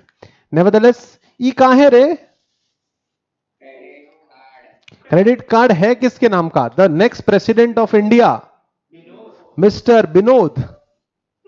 ठीक है, अब हमें एक मिनट कोर बिजनेस प्रोसेस में हमने पहला कंसेप्ट कैटर कर लिया। कौन सा concept? CASA we are done with. Now will do NASA. नहीं रे, कासा के बाद क्रेडिट कार्ड। ये क्रेडिट कार्ड को इतनी इज्जतें क्यों दे रहे हैं ये लोग? ये लोन्स और एडवांसेस आखिरी में पढ़ा रहे हो, क्रेडिट कार्ड को इतनी इज्जत है? क्रेडिट कार्ड, मेरे पास इंडसइंड का लेजेंड क्रेडिट कार्ड है। रेट ऑफ इंटरेस्ट अगर तुमने डिफॉल्ट किया तो कितना? 46%। ठीक है, सो यानी अगर मैंने 1 लाख रुपए उनको पे नहीं किया तो एक साल में मुझे 46,000 रुपीज इंटरेस्ट देना पड़ेगा। Is it too much? बहुत ज्यादा है ये। This is their premium product and this is a very high earning product for them. इसलिए तो सबको पहले क्रेडिट कार्ड वो लोग ऑलमोस्ट फ्री में दे रहे हैं अभी। ठीक है, सबको क्रेडिट कार्ड, लिमिट कम देते हैं लेकिन दे देते हैं। ठीक है, यूएस में तो क्रेडिट कार्ड के चार्जेस भी लगते हैं। ठीक है, ट्रांजैक्शन चार्जेस भी लगते हैं और ईयरली चार्जेस भी लगते हैं। इंडिया में क्रेडिट कार्ड्स ऑफर फ्री। ठीक है, चलो credit card offer free now. ठीक है, let's check it out. Credit card में हमारे अकाउंट में पैसे होते हैं या नहीं? आप अपनी क्रेडिट लिमिट यूज करते हो एक पर्टिकुलर टाइम तक और फिर आपको एक लव लेटर आता है घर पे। क्या कहते हैं उसको? ये लव लेटर बोला ना, आधे लोग कौन सा होएगा रे, हमको तो देखा भी नहीं ऐसा। नहीं रे, एनओसी क्यों आएगी? क्रेडिट कार्ड स्टेटमेंट आएगा घर पर कि तुमने इतने का स्वाइप मारा है, अब ये पैसे पे करो। ठीक है, लव लेटर सोच रहे सबके सब शांत हो गए, पता नहीं कौन सा लव लेटर है। आ जाओ, business process flow of credit card, business process flow of issuance of credit card facility. एक फिगर है, वो भी हम लोग देखेंगे बाद में। Either the customer approaches the relationship manager to apply for credit card facility or the customer will apply the same through internet banking. The charges rates for the facility are provided by the relationship manager basis the credit application made by the customer. पढ़ा पढ़ा सा लग रहा है क्या? पढ़ा पढ़ा सा लग रहा है? कासा में भी यही है लाइन, डिट्टो यही लाइन है कासा में। सीटीए ने क्या? कॉमन टॉपिक, यानी वो उधर की पहली लाइन इधर की पहली लाइन एक ही बात है, एक ही बात। ठीक है, अच्छा ये मैं क्या कहता हूं, ये रिलेशनशिप मैनेजर से मिलना जरूरी है क्या? बॉयज हम भूखे हैं, भूखे नहीं भूखे नहीं, सॉरी हम गरीब है हम गरीब है, मजबूर नहीं। ठीक है, नाउ आगे बढ़ते हैं। Once the potential customer agrees for availing the facilities, the relationship manager requests for the relevant KYC. What is KYC? Know your customer and other relevant documents of the customer depending upon the facility of the product. Guys, जब आप credit card देते हो तो आपको सिर्फ, जब आप credit card के लिए अप्लाई करते हो तो सिर्फ आपको ऐसे नहीं मिल जाएगा, आपको आपके और भी डॉक्यूमेंट्स लगेंगे अदर देन केवाईसी। तो क्या ऑलमोस्ट कॉमन टॉपिक है ये? बस यहां पे अदर रेलेवेंट डॉक्यूमेंट्स ऐड हुआ है, सेम चीज। उसके बाद क्रेडिट कार्ड में सबसे इंपॉर्टेंट चीज क्या होती है? सब कार्ड नहीं रे, इस कार्ड में आपको बिना आपके पास पैसे होते हुए शॉपिंग करना अलाउड है या फंड्स विड्रॉ करना भी अलाउड है, बिना पैसे होते हुए। तो क्रेडिट कार्ड का सबसे इंपॉर्टेंट एलिमेंट, यानी मेरे पास 5,000 क्रेडिट कार्ड्स हैं होंगे, लेकिन लिमिट क्या है? ₹5, ₹50। आपके पास एक ही क्रेडिट कार्ड हो लेकिन अगर उसकी लिमिट 1 करोड़ है तो which card is better, 5,000 credit card और 1 क्रेडिट कार्ड? तो क्रेडिट कार्ड में ज्यादा इंपॉर्टेंट क्रेडिट कार्ड से ज्यादा है क्रेडिट लिमिट, आपका क्रेडिट लिमिट। तो क्रेडिट लिमिट कौन सेट करेगा? दिमाग लगाओ, दिमाग लगाओ। रिस्क टीम और क्रेडिट कमिटी। ये भी ना बात, मजा आ गया, good. The document received from the customer I handed over the credit team for sanctioning of facilities and limits of the customer. The credit team verifies the documents, assesses the financial and credit worthiness of the borrower. Oh, how do I assess the credit worthiness of Mr. Binod? क्या check करूं बिनोद का? आपको फिर credit worthiness of the borrower and issues a credit limit to the customer in CBS and allots a credit card. Card is physically transferred to the customer's address. Okay. उसके बाद ठीक है। So guys ये issuances of credit card I guess it was almost the same. क्या कहते हो? Just like क्या लिखूं यहां पे? कासा। कासा यानी क्या?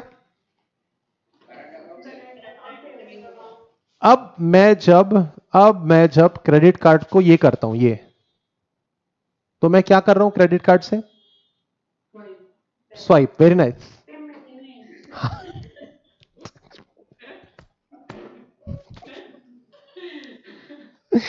ये मैं कर रहा हूं तो ये मैं शौकिया तौर पे करता हूं क्या? ये तेरा मशीन देना, क्या करना है? ऐसा ऐसा करना है। हाँ, मैं जब क्रेडिट कार्ड यूज करता हूं तो मैं क्यों यूज करता हूं? तो क्रेडिट कार्ड गर्म करता हूं मैं, है ना?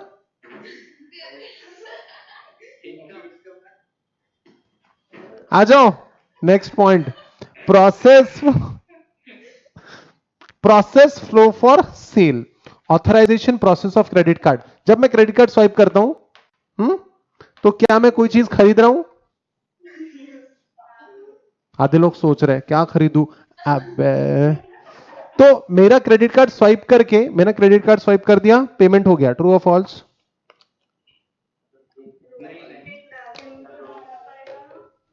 क्या डालना पड़ेगा? पिन क्यों डालू मैं? पिन क्यों डालू? वेरिफिकेशन। ठीक है, ऑथराइजेशन जरूरी है, वरना कोई भी विनोद का क्रेडिट कार्ड यूज कर लेगा। आ जाओ। Customer will swipe the credit card for the purchase made by him on the POS machine. POS बोल रहा है, कभी सिखाया नहीं तुमने। Point of sale. मैं आपको यहां तक ले आया हूं, पूरा रेडी करके लाया हूं, ठीक है। एट द मर्चेंट शॉप और establishment, POS will process the transaction only once the same is authenticated. ठीक है, यानी जब तक आप अपना पिन नहीं डालोगे, आइडेंटिटी दोगे नहीं, क्रेडिट कार्ड पे तो फोटो होता नहीं है विनोद का, सही है ना? बाय द वे विनोद का फोटो कहीं नहीं है, ठीक है, बट वैसे भी क्रेडिट कार्ड पे फोटो होता नहीं है। अब मुझे एक बात बताओ, विनोद विनोद ही है, कैसे पता चलेगा? उसके पास दो चीजें होनी चाहिए विनोद के पास। क्या? क्या मैं हूं क्या बोल रहे हो? क्या चाहिए ये बताओ। विनोद के पास, हाँ, सीवीवी नहीं, आप परचेज के वक्त सीवी नहीं लगता। हाँ, एक मिनट, विनोद के पास दो चीज होनी चाहिए, पहले तो कार्ड और दूसरा उस कार्ड का पिन, ये दो चीजें, ठीक है। Point of sale will process the transaction only once the same is authenticated. Card होना चाहिए और दूसरा पिन होना चाहिए, ठीक है। उसके बाद ये कार्ड फर्जी है, ट्रू और फॉल्स? ये कार्ड फर्जी है। एक मिनट, फर्जी है नहीं, एक मिनट क्वेश्चन ढंग से लेता हूं मैं, नहीं तो तुम लोग गड़बड़ कर दोगे। This card will not work, true और false? It will not work. इसमें से पेमेंट नहीं होगा? Raise your hands, raise your hands. क्यों नहीं होगा पेमेंट इसमें से? Raise your hands. Only one student, Akshat, Anshul, Mohit, Dhruv. Dhruv बोल बेटा। ये क्या होता है पेमेंट गेटवे वगैरह? मुझे तो पता ही नहीं, मैंने ये सब सुना ही नहीं कभी कुछ। क्या होता है ये? Mastercard, Visa, Amex. Amex सुना है क्या कभी? Amex, the point of sale. Okay guys, very good, keep it up, मजा आ गया। अभी तो ऐसा आंसर करो ना कि आगे वाले को ऐसा लगे कि यार पेमेंट गेटवे वगैरह, ऐसा मुंह पे फेंक के मारो उसके आंसर। ये ले, point of sale will send the authentication request to the merchant bank, which will then send the transaction and authentication verification details to the credit card network. Credit card network कौन है रे? Visa, Mastercard, Amex. What is Amex? American Express. और India को क्या है? RuPay. From which data will be validated by the credit card issuing bank within a fraction of second. अगर pin सही है तो क्या गप से पैसे चले जाते हैं? एकदम गप से, हाँ, विद इन, इसलिए इसी गप से को ही बोलते हैं fraction of seconds. Very nice. Once once the transaction is validated, मुझे नहीं लगा था इतने मजे करेंगे हम लोग क्रेडिट कार्ड की प्रोसेस पढ़ते वक्त। Once the transaction is validated, approval message is received from credit card issuing bank from the credit card network, which then follows the merchant's bank and approves the transaction in the POS machine. यानी एक बार हमारे credit card issuing bank ने अगर approve कर दिया तो हमारी credit card issuing bank उस बंदे के अकाउंट में, जो मर्चेंट है जिसके यहां हमने परचेज किया है, उस जिसके पास पॉइंट ऑफ सेल वाला मशीन है, उस बंदे के अकाउंट में पैसे ट्रांसफर करेगा। द रिसीट ऑफ ट्रांजैक्शन, इस मशीन में से चिट्ठी निकलती क्या रे? ऐसा धीरे से यहां से कुछ मर्चेंट बहुत गरीब रहते हैं, साहब आपको चाहिए क्या चिट्ठी, चाहिए क्या आपको? ठीक है, चाहिए। अरे नहीं, इसका रोल खत्म हो गया साहब। क्या क्या इसमें से कुछ निकलता है? इसमें से एक प्रिंट ऑफ निकलता, प्रिंट ऑफ, हाँ, प्रिंट आउट रहता, वो प्रिंट ऑफ नहीं रहता। Very bad. The receipt of transaction generated and sale is completed, transaction made is charge during the billing cycle of that month. इसका पैसा आपको अभी नहीं देना है। कब देना है इसका पैसा? स्टेटमेंट आएगा तब। ठीक है, जो अभी अभी हमने पढ़ा है, ठीक है, अभी हमने पढ़ा है सेल। ठीक है, सेल को हम लोग डिटेल में समझ लेते हैं।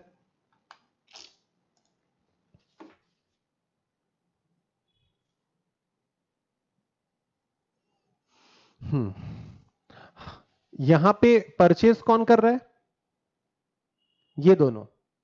ठीक है, इन दोनों ने परचेज किया, कस्टमर कस्टमर ने शॉपिंग करी है, ₹1,00,000 की, काट दिया मर्चेंट के पास काट दिया। ठीक है, अब अगर मर्चेंट के पास काट दिया तो वो मर्चेंट के पास काट दे के मर्चेंट क्या करेगा फिर उसको? स्वाइप करेंगे। हाँ, लिखा है यहां पे लिखा है घिसेगा, स्वाइप्स द कार्ड। ये क्या मशीन का नाम क्या है? ये ऑटोमेटेड टेलर मशीन है, ये पॉस मशीन। फिर पॉस मशीन में ऐसा स्वाइप करने के बाद क्या होगा? पिन डालना पड़ेगा क्या? ऑथेंटिकेशन ऑफ ट्रांजैक्शन कि ये सही है नहीं। ठीक है, उसके बाद ये रिक्वेस्ट जाएगी किसको? कार्ड, क्रेडिट कार्ड नेटवर्क को। क्रेडिट कार्ड नेटवर्क का एग्जांपल दो।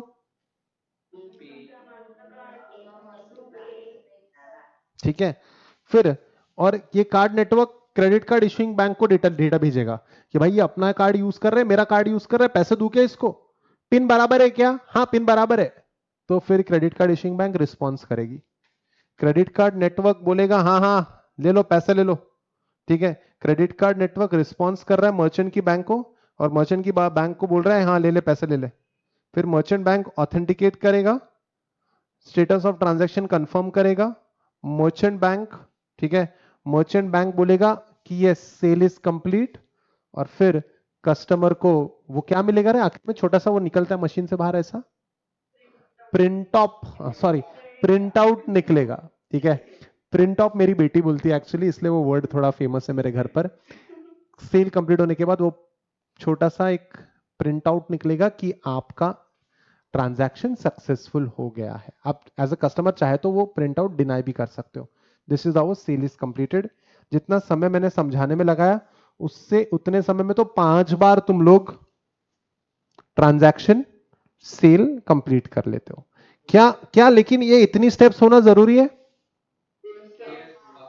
क्यों जरूरी है इतनी स्टेप्स होना? ताकि ताकि अगर कोई क्रेडिट कार्ड गलती से गुम हो जाता है तो गलत इंसान ने उस क्रेडिट कार्ड का मिसयूज नहीं करना चाहिए। ओके, अब हमने इस फर्स्ट पार्ट में हमने क्या कर लिया? इस फर्स्ट पार्ट में हम लोगों ने क्या कर लिया? शॉपिंग। हमने कर लिया शॉपिंग। शॉपिंग तो कर ली, लेकिन अब आएगा इसका लव लेटर। लव लेटर कैसे आएगा? गप्प से नहीं आएगा।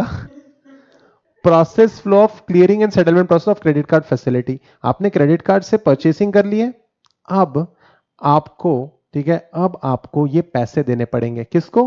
क्रेडिट कार्ड इशुइंग बैंक को। तो वो स्टेटमेंट भेजेंगे, कृपया पैसों का क्या करे? भुगतान, नहीं भुगतान करे।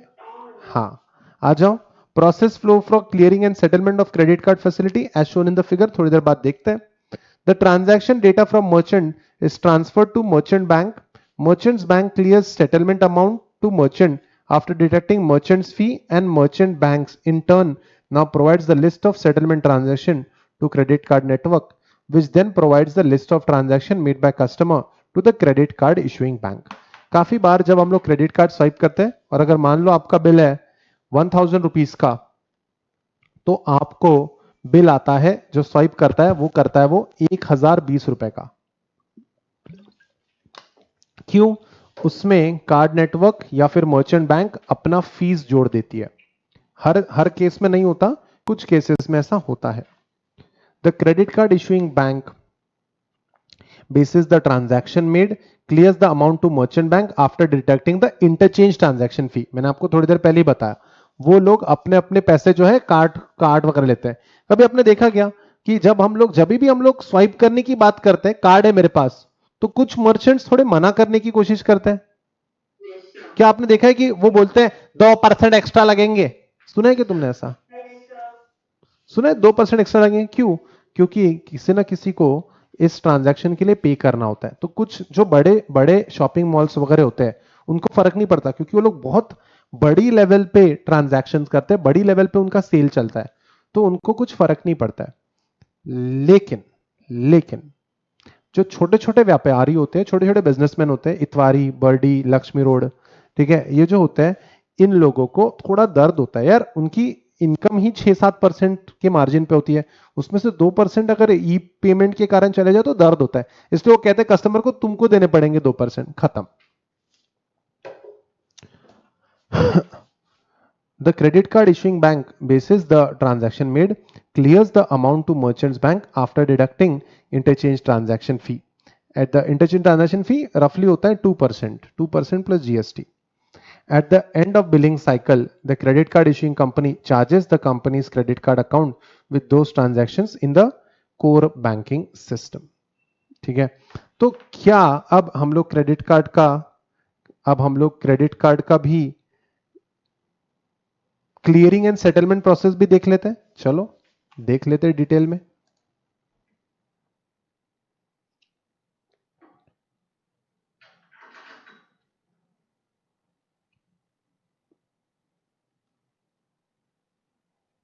अब आपने जहां जहां शॉपिंग की है, मान लेते हैं ये जो मर्चेंट को और मर्चेंट की बैंक को, जब आपने कुछ खरीदा था, जो मर्चेंट के लिए सेल था, और आपने कुछ क्रेडिट कार्ड से खरीदा था, अब ये मर्चेंट बैंक को पैसे किसने दिए?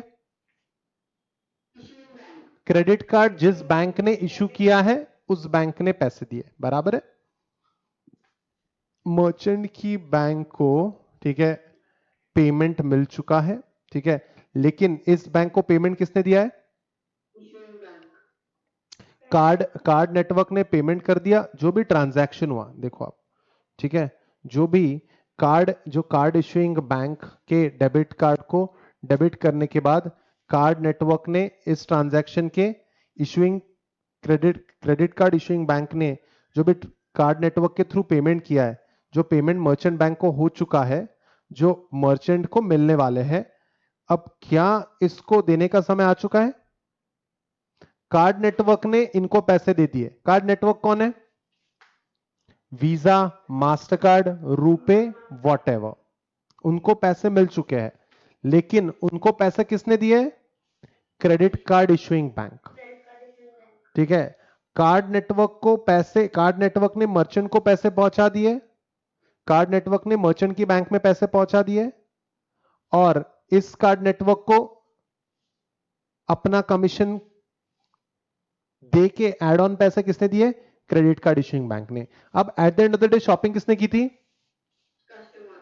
तुमने। तुमको क्रेडिट कार्ड इशुइंग बैंक क्या देगी? स्टेटमेंट।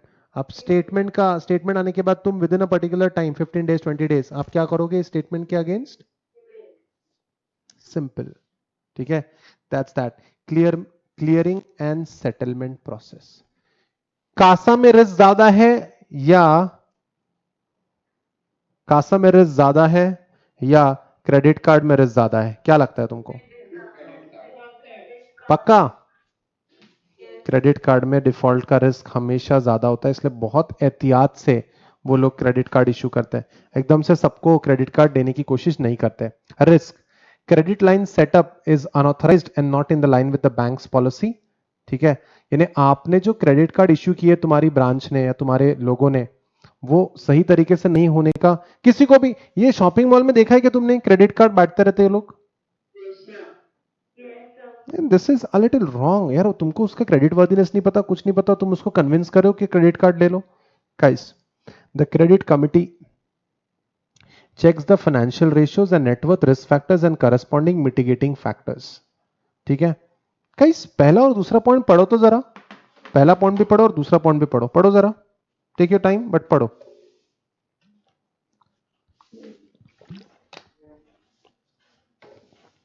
क्या लगता है तुमको?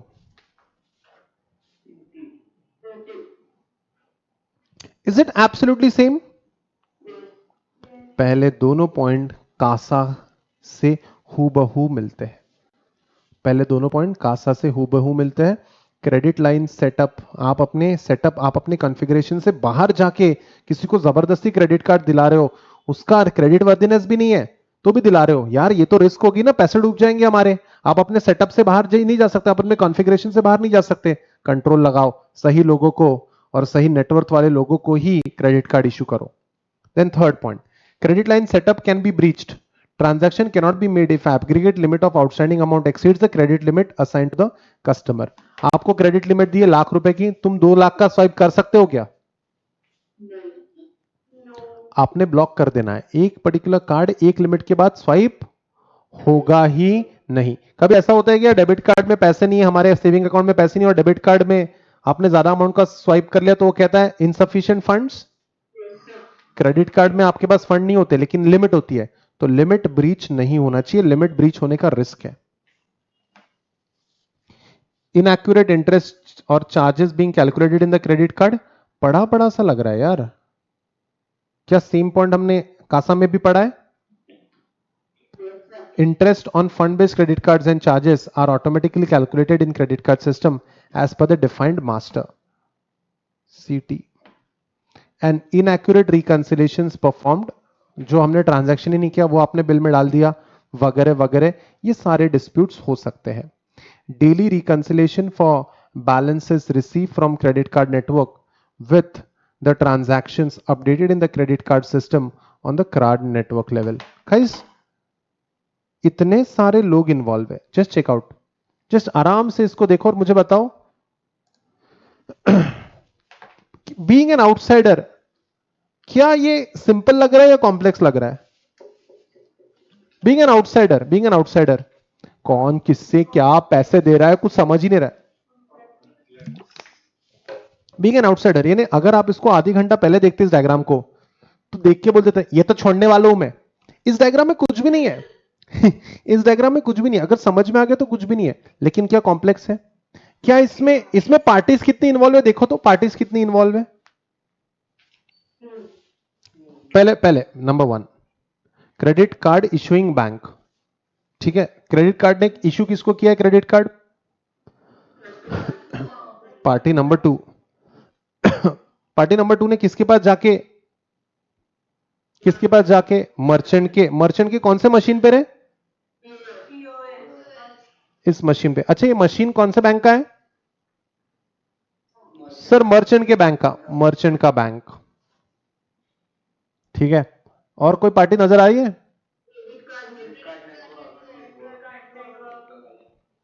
इतनी सारी पार्टीज है, क्या कोई भी पार्टी से गलती हो सकती है? पॉस मशीन में हमने अमाउंट ही गलत डाल दिया, या मर्चेंट बैंक ने, ठीक है, पैसे ही ट्रांसफर नहीं किए, या कार्ड नेटवर्क ने पैसे ही ट्रांसफर नहीं कर पाया, बाउंस हो गया पेमेंट वगैरह वगैरह, क्या इश्यूज डेफिनेटली आ सकते हैं? What do you think? Nothing is easy, there can be. तो गाइज वो प्रॉब्लम्स को रिकंसाइल करना पड़ेगा, इनएक्यूरेट रिकंसिलेशन हो सकते हैं। Daily reconciliation for balances receive from credit card network within the transaction updated in the credit card system on the card network level. Daily reconciliation करो, हमको इसमें गलती, हमको इसमें इनएक्यूरेसी का चांस नहीं रखना है। क्या पैसों के मामले में इनएक्यूरेसी का चांस अलाउड है? That was all about Vinod's credit card. It was all about credit card. कौन से हमने इंपॉर्टेंट एरियाज केटर कर लिए? कोर बिजनेस प्रोसेस बैंक के, CASA and credit card. In the next video we shall do treasury, mortgage and loans and advances. इसी lines पे होगा। Next lecture में this chapter will be over. Alright, internal control systems in bank, क्या ये complete हो चुका है? Internal controls हुआ है, आईटी कंट्रोल्स हुआ है, एप्लीकेशन हुआ है, और कोर बिजनेस प्रोसेस के अंदर there are multiple. To be honest, मैं सोच रहा था कि ये जो कोर बिजनेस प्रोसेस में पांचों चीजें आज ही कंप्लीट कर दूंगा, लेकिन जब मैं स्केड्यूल बना रहा था तो मुझे ऐसा लगा कि थोड़ा सा फास्ट हो जाएगा, इसलिए हमने आज के एरिया में उसको कवर करने का प्लान ड्रॉप कर दिया। कोई बात नहीं, अगले इसमें पढ़ेंगे। एप्लीकेशन सॉफ्टवेयर के अंदर configuration, masters, transaction and report. कुछ आंसर्स कर देना चाहेंगे आप? कस्टमर का एड्रेस लिखना है, किसमें चेंजेस करूं? कस्टमर का टाइप डिफाइन करना है, कॉन्फ़िगरेशन। डिफाइन बोला, डिफाइन। कंपनी का नाम क्रिएट करना है, कॉन्फ़िगरेशन। आज हमारे बैंक के ये यूजर ने 5 लाख रुपए के लिए क्रेडिट कार्ड स्वाइप किया है, परफेक्ट। और और हमें जनरल लेजर की डिटेल्स चाहिए, ठीक है। डिपॉजिट ट्रांजैक्शन, ठीक है, advances transaction, electronic clearance system, general ledger. Sir इसमें तो आपने क्रेडिट कार्ड तो लिखा ही नहीं है। क्रेडिट कार्ड भी एक टाइप का एडवांस ट्रांजैक्शन ही हुआ, समझ रहे हो? ये ट्रांजैक्शन में आएगा। बिजनेस रिपोर्टिंग के अंदर डेली लेजर, समरी, ये सारी चीजें आएगी। और अगर आप डिफाइन कर रहे हो अपने सिस्टम को, क्रिएट या सेटिंग्स बना रहे हो, उसके डिफाइन कर रहे हो, तो ये सब आ जाएगा कॉन्फ़िगरेशन के अंदर। या और बाकी सारी चीजें तो I feel it was pretty easy. कासा का हमने प्रोसेस फ्लो पढ़ लिया है, और हमने क्रेडिट कार्ड का, सेल का और पेमेंट का प्रोसेस फ्लो पढ़ लिया है। Alright guys, anything that I need to tell you again? और ये रिस्क वाली टीम क्या चेक करके क्रेडिट कार्ड इशू करती है? सिबिल का फुल फॉर्म क्या है? सिबिल का full form?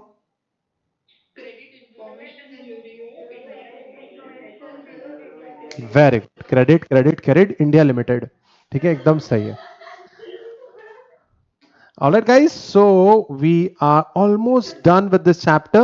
We are hovering over the last chapter. ठीक है, बस कल के लेक्चर के लिए आपको कहना चाहूंगा कि आप प्लीज कंट्रोल से एक बार फिर से पढ़ के आइए, कंट्रोल से एक बार फिर से पढ़ के आइए, मनी लॉन्ड्रिंग एक बार फिर से पढ़ के आइए, और आईटी एक्ट एक बार फिर से पढ़ के आइए, तो फिर सीबीएस हमारा 100% केटर हो जाएगा। All right, guys. Shall I take your leave?